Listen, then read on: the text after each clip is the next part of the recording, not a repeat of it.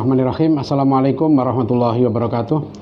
Alhamdulillahirabbil alamin wassalatu wassalamu ala asyrafil anbiya'i wal mursalin sayyidina Muhammadin wa ala alihi wa sahbihi ajma'in. Amma ba'd. Rabbi shrah li sadri wa yassir li amri wahlul 'uqdatam min lisani yafqahu qawli.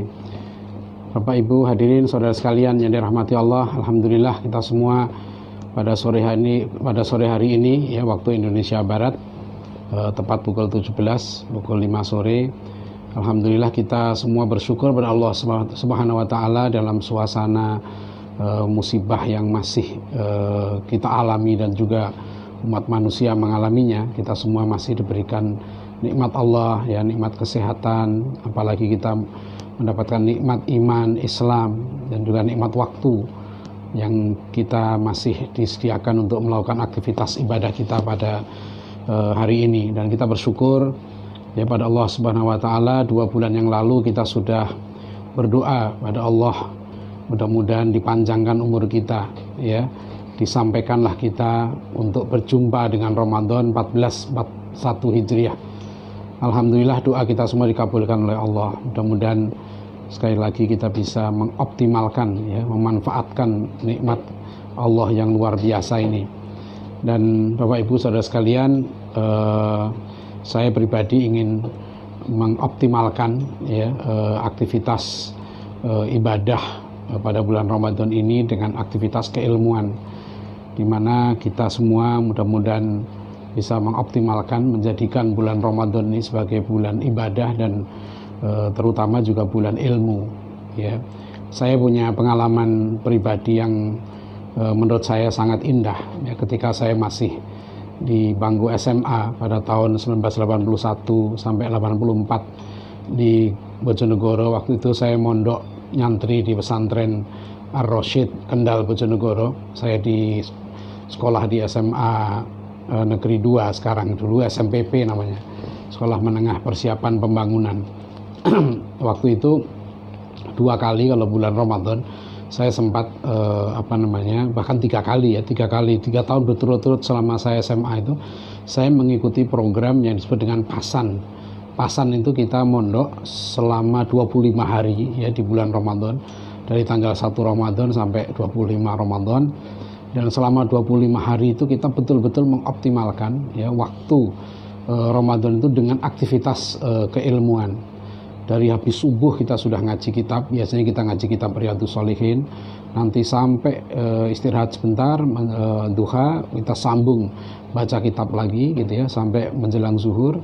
Habis zuhur kita istirahat, habis asar, habis isya itu terus kita habis tarawih itu ada kajian lagi di pondok pesantren itu. Dan biasanya kita dulu mengkhatamkan banyak kitab. Itu yang saya katakan tadi, kenangan yang sangat indah ya, mengoptimalkan betul-betul bulan Ramadan sebagai bulan ilmu. Karena Rasulullah SAW pernah mengingatkan pada kita semua ya, man kharaja fi thalabil ilmi fahuwa fi sabilillah hatta yarji'a. Barang siapa yang keluar rumah untuk mencari ilmu, nah kita sekarang ini dalam rumah ya, barang siapa yang kita niatkan untuk mencari ilmu ya, kita melakukan aktivitas mencari ilmu, maka kita sedang berjihad di jalan Allah. Dan kita tahu agama kita Islam ini adalah agama yang sangat menekankan betapa pentingnya ya ilmu pengetahuan dan betapa tingginya derajat orang-orang yang berilmu itu. Nah itu yang kita sudah banyak sekali mengkaji masalah keilmuan. Bahkan ayat pertama yang diturunkan pada Nabi kita Muhammad SAW adalah Iqra ya, bacalah ya, bacalah ya, tapi Iqra bismi rabbikal ladzi khalaq. Nah Bapak Ibu hadirin sekalian, pada mulai Ramadan yang pertama ini ya, 1 Ramadan 1441 Hijriah ini ya, kita memulai program yang ya saya singkat menjadi Kurma Langka. Ini sebetulnya akronim yang agak dipaksakan gitu ya, Kurma Langka ya. Sekarang banyak kurma, tapi yang ini kurma yang langka, yaitu kuliah Ramadan ya, menjelang berbuka ya. Dan kita isi ya insya Allah setiap sore nanti jam 5 sampai jam 5.30 sore kita isi dengan tema besar kita, yaitu bagaimana ya mendidik anak sukses dunia akhirat. Ada 29 topik yang sudah saya siapkan, insya Allah itu bisa dibaca di Facebook ya. 29 topik itu apa saja nanti yang insya Allah akan kita bahas ya. Tentu itu ancer-ancer, barangkali nanti ada topik-topik yang menarik yang kita bahas. Nah, Bapak Ibu Saudara sekalian, pada topik pertama ini kita akan membahas satu topik yang saya beri judul Ramadan ini bulan pendidikan.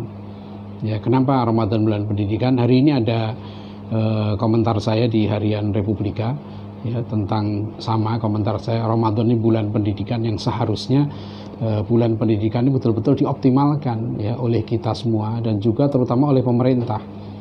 Jadi saya mengusulkan supaya ada anggaran khusus ya, negara itu mengalokasikan anggaran pendidikan nasional itu untuk pendidikan di bulan Ramadan ya.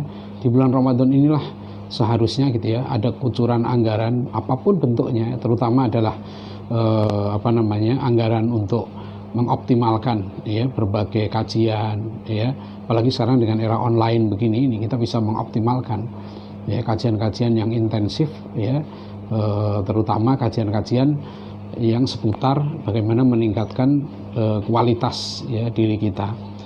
Nah, hadirin rahimakumullah, kenapa saya katakan bahwa Ramadan ini bulan pendidikan? Karena inti dari pendidikan nanti akan kita bahas lebih jauh adalah pendidikan itu intinya adalah bagaimana kita menjadi orang baik.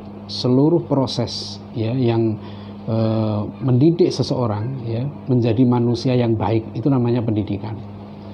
Dan alhamdulillah ya dalam konstitusi kita pun Undang-Undang Dasar 45 pasal 31 ayat 3 ya itu sudah disebutkan secara harfiah ya, secara tekstual tegas ya, dalam konstitusi itu ditegaskan pemerintah mengusahakan dan menyelenggarakan satu sistem pendidikan nasional ya, yang meningkatkan keimanan dan ketakwaan serta akhlak mulia dalam rangka mencerdaskan kehidupan bangsa yang diatur dengan undang-undang.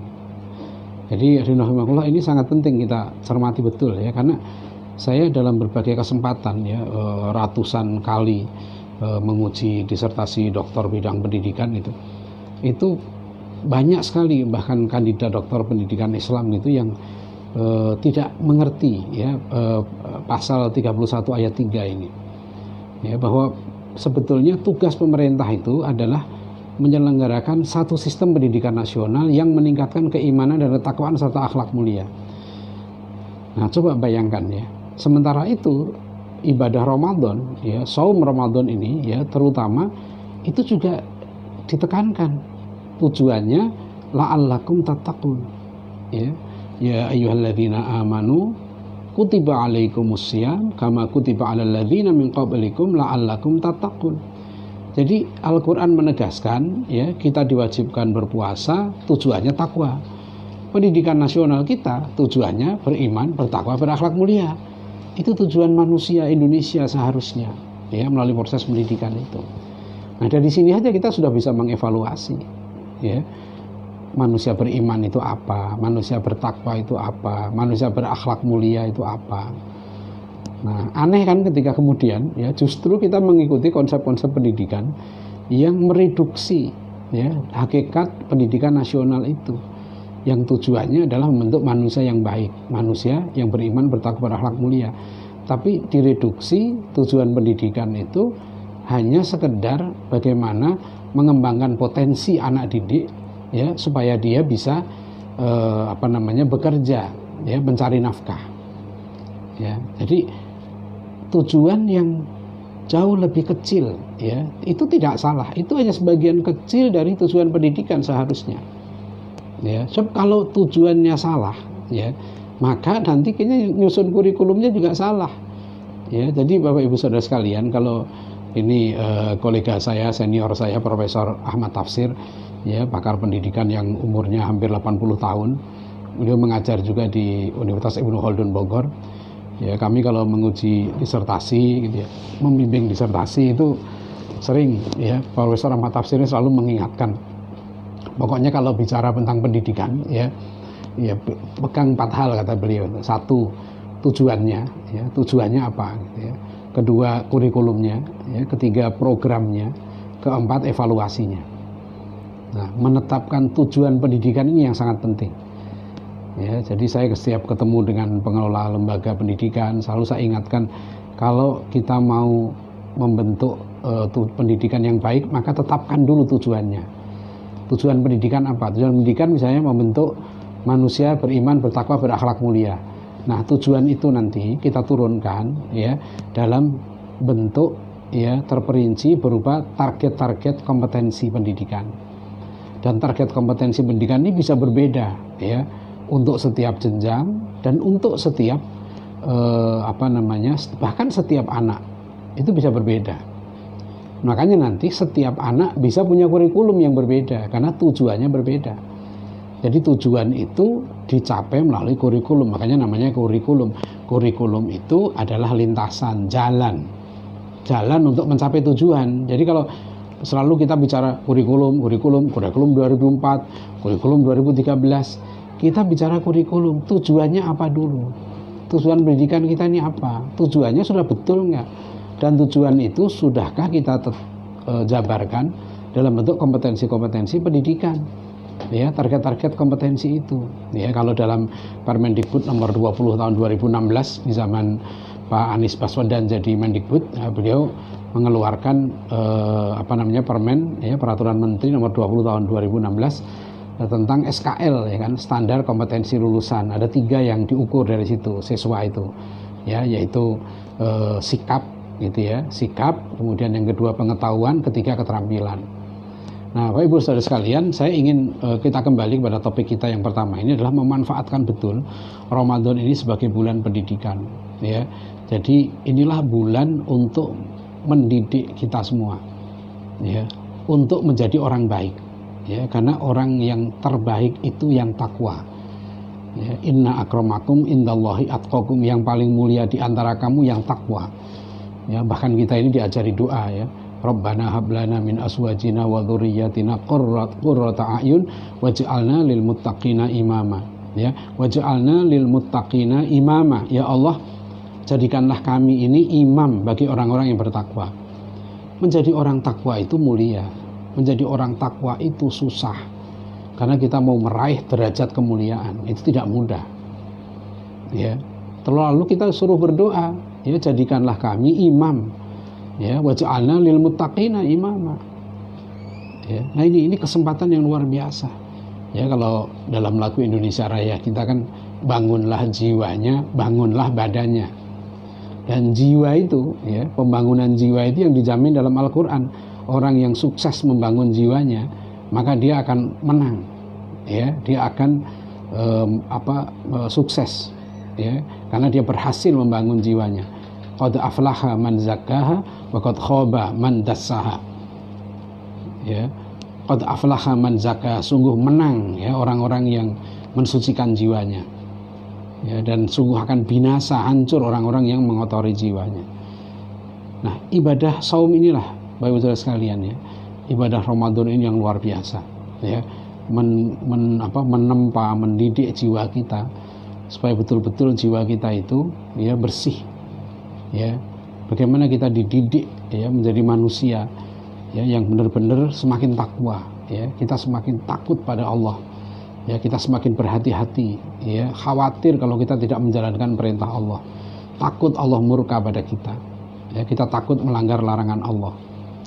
Itu Ramadan ini. Kalau kita mau bohong kan mudah sekali. Ibadah saum ini ibadah yang tidak kelihatan ya, tidak kelihatan oleh orang lain. Orang nggak bisa pura-pura puasa ya, pura-pura puasa itu ya, siapa yang tahu dia puasanya dirinya dengan Allah ya. Orang lain bisa dia tipu ya, dia orang haji kelihatan, orang sholat kelihatan, tapi orang puasa mudah sekali ya batalnya ya, orang tidak kelihatan. Nah, artinya apa? Jiwa kita dididik jujur ini kan kunci ya, jujur. Kalau orang sudah jujur ya, jujur dia pada Allah, jujur pada Rasulullah, jujur pada dirinya ya. Kalau orang sudah jujur ini, itu kunci kebaikan dari yang lain. Inilah makanya Ramadan ini ya, itu saya sebut tadi, ini bulan pendidikan yang luar biasa, ya. Kalau kita memahami makna pendidikan, nah maka nanti akan kita bahas dalam tema berikutnya, ya. Jangan pendidikan itu disempitkan, ya, dengan training, ya, dengan sekolah, ya, karena pendidikan itu semua usaha, ya, semua proses untuk menjadikan manusia menjadi orang baik, ya, menjadi orang yang beradab, al-insan al-kamil, ya, atau al-insan al-kulli, ya, itu manusia yang sempurna. Itu tujuannya, ya, dan tempatnya Ramadan ini, ya. Jadi rugi, ya, kalau kita tidak mengoptimalkan di sini di bulan Ramadan ini, gitu ya, bulan untuk pendidikan, apalagi di bulan Ramadan ini pahala, ya, dilipat gandakan. Jadi aktivitas mencari ilmu itu aktivitas yang sangat mulia, ya, disebut sebagai jihad fisabilillah, ya. Kemudian aktivitas itu dilakukan di bulan Ramadan, ya. Jadi bagaimana kita bisa mencari ilmu sukses? Kembalikan saja, kalau sederhana sekali, rumus yang disampaikan oleh Imam Asy-Syafi'i. Karena kalau kita mencari ilmu itu tidak dengan 6 hal ini, kata Imam Syafi'i, ya kita nggak akan berhasil. Lan tanalal ilma illa bisittatin. Jadi kata Imam Asy-Syafi'i rahimahullah, ya, kamu tidak akan meraih ilmu. Tidak akan meraih ilmu, kata Imam Syafi'i, ya, illa bisittatin, kecuali dengan 6 hal. Satu apa? Dzakain. Ya, kamu punya kecerdasan. Ya, punya. Orang itu dikarunia akal. Ya, itu bisa berpikir, cerdas. Dan kecerdasan itu harus diasah, harus digunakan untuk berpikir. Sebab otak ini kalau nggak digunakan untuk berpikir, ya, tidak digunakan untuk berpikir, maka dia akan tumpul, malas berpikir. Ya, dalam Al-Quran itu, ya, banyak sekali, ya, ayat-ayat yang memerintahkan kita untuk selalu berpikir. Ya, maka dalam surat Al-Mulk ayat 10, orang penghuni neraka sa'ir itu akan menyesal, ya, karena mereka waktu di dunia nggak mau berpikir. Wa qalu law kunna nasma'u aw naqilu ma kunna fi ashabis sa'ir. Ya, mereka penghuni neraka itu mengatakan, ya, andaikan kami dulu, ya, di dunia ini mau mendengar, ya, aw naqilu, atau kami mau berpikir, ya, maka ma kunna fi ashabis sa'ir, kami nggak jadi penghuni neraka. Orang yang masuk neraka ini malas berpikir. Ya, coba Bapak Ibu Saudara sekalian, ya, kalau kita mau berpikir sedikit saja, ya, lihatlah tanaman, lihatlah diri kita, ya, bagaimana kok bisa tanaman itu tumbuh, ya, dari mana? Dari sebuah pot, ya, kita taruh benihnya atau kita stek di situ, hanya kita sirami air, tumbuh batang, tumbuh ranting, tumbuh daun, tumbuh bunga, tumbuh buah. Coba kita berpikir dari mana itu semua, ya, dan itu teratur, ya, manusia itu dari mana asalnya, ya. Maka kalau manusia mau berpikir tentang asal usul dirinya, ya, maka dia akan menemukan Tuhannya itu pasti, itu sudah jaminan Allah, ya. Jadi man jahadu fina lanahdiyannahum subulan, orang yang berjuang, berjihad mencari jalan Allah pasti ditunjukkan oleh Allah. Jadi mau berpikir, zakain, ya, pertama itu mencari ilmu itu berpikir dengan kecerdasan, ya. Yang kedua wahirsin, mencari ilmu itu harus ada tamak. Nah, ini harus kita bedakan, ya, betul-betul. Makanya niat, ikhlas mencari ilmu, cinta ilmu, dia mengejar ilmu. Wahirsin itu haus ilmu, tamak ilmu. Tanpa ada itu, ya, tidak. Ya, kalau kita sekarang ini kehausan, kan, sekarang ini kita semua mungkin sedang ibadah, kita semua sedang puasa Ramadan bagi yang tidak berhalangan, kan. Ya, ini saat-saat yang indah, kan, menjelang berbuka ini, ya. Ya, kita haus segala macam itu, kan. Nah, seharusnya kita itu dalam soal ilmu itu seperti itu, kehausan itu. Ini Bapak Ibu Saudara sekalian, ya, makanya nanti untuk mendidik anak itu, ya, salah satu hal yang penting supaya anak kita sukses dunia akhirat itu adalah mendidik anak menjadi orang yang haus ilmu, ya, dan itu tampak kalau dalam Gurindam 12 Raja Ali Haji, Dia mengubah syair yang indah, ya. Jika hendak mengenal orang berilmu, bertanya dan belajar tiadalah jemu. Nah itu. Jadi ciri anak yang suka ilmu, berilmu itu ya, dia suka bertanya.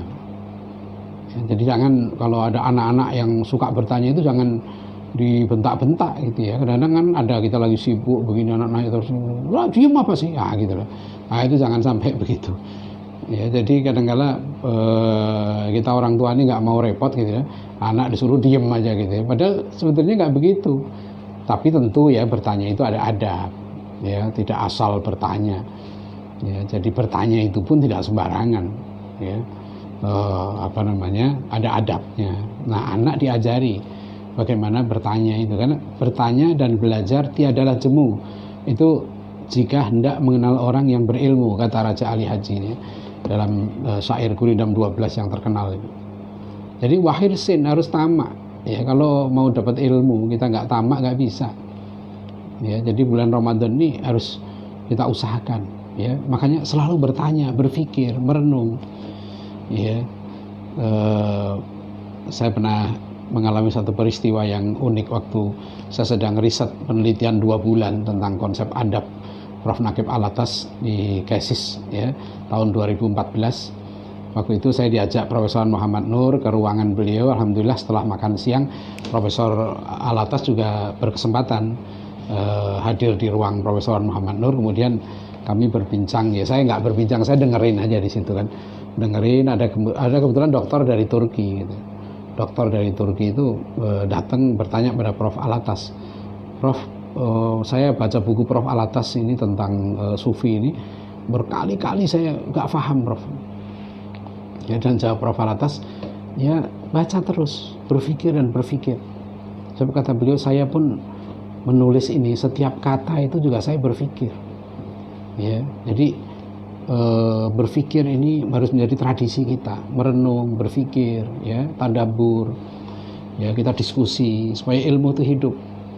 Ya, pengalaman kami dulu waktu masih kuliah di Istek, ya, kami dulu tinggal di satu pinggiran Kuala Lumpur gitu ya, namanya Segambut, dekat dari pusat kota itu.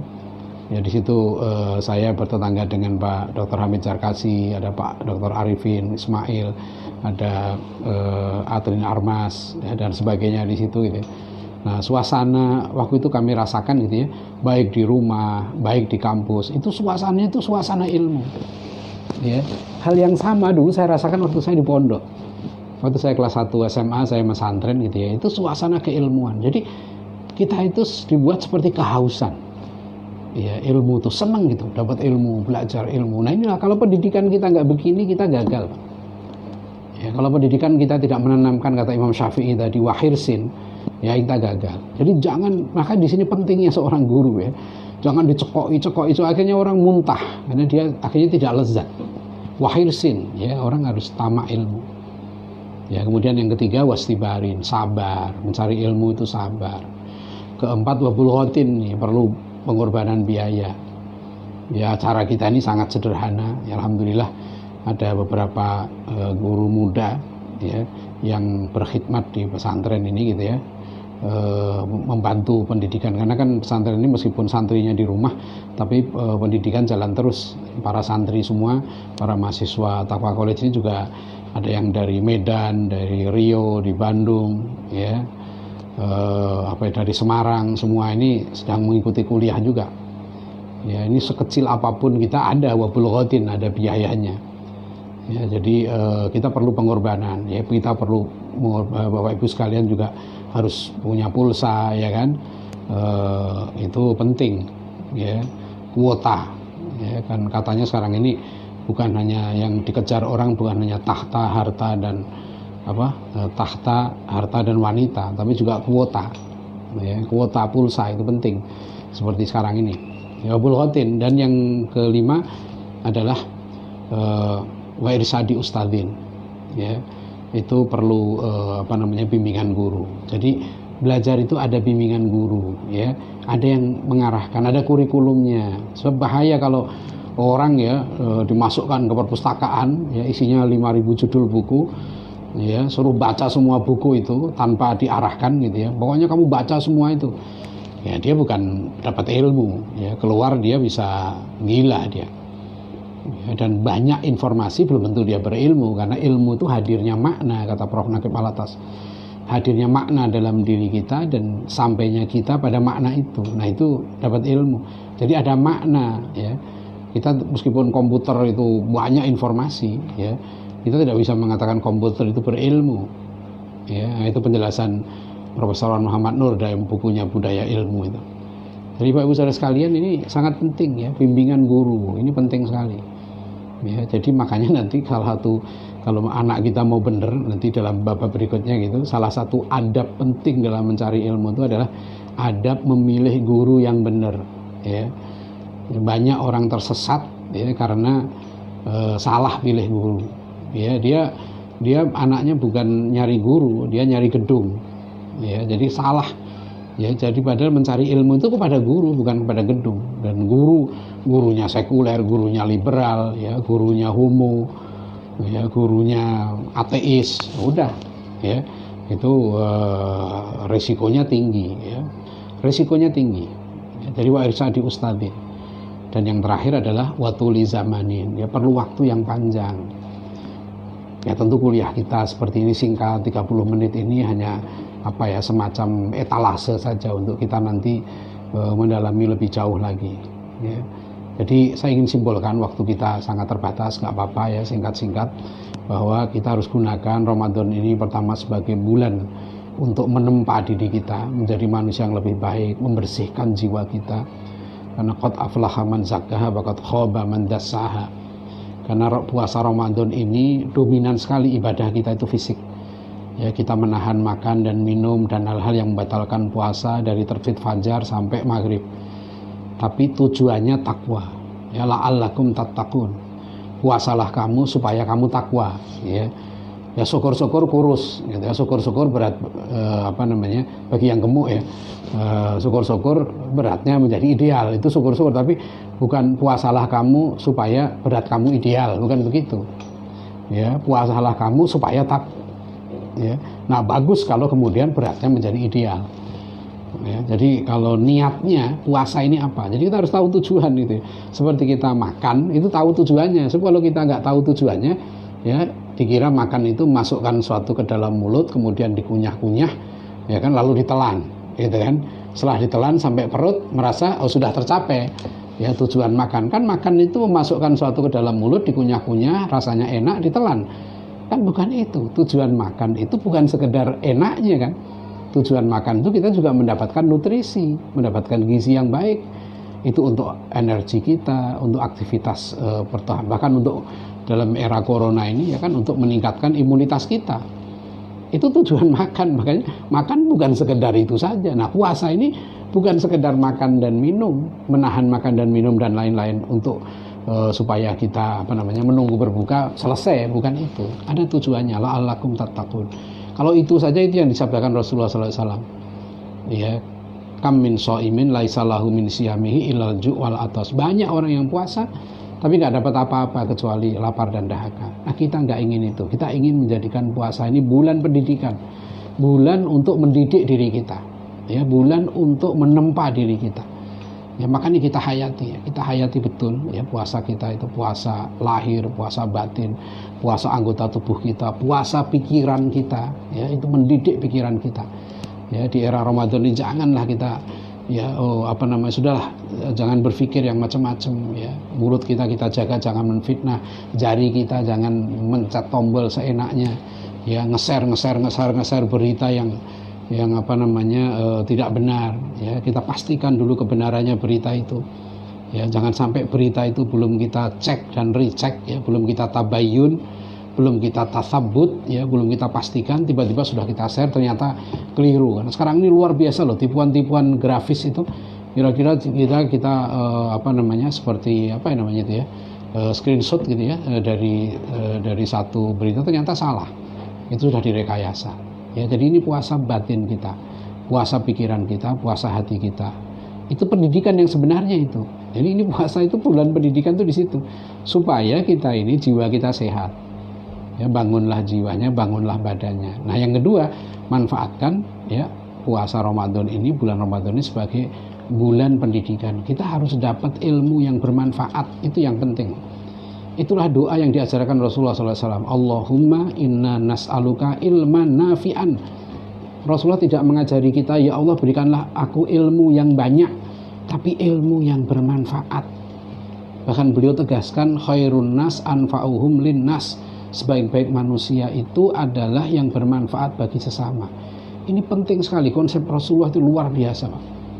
Ya. Jadi kalau orang ilmunya banyak, ilmunya tinggi, dapat penghargaan sekian, tapi nggak manfaat, untuk apa?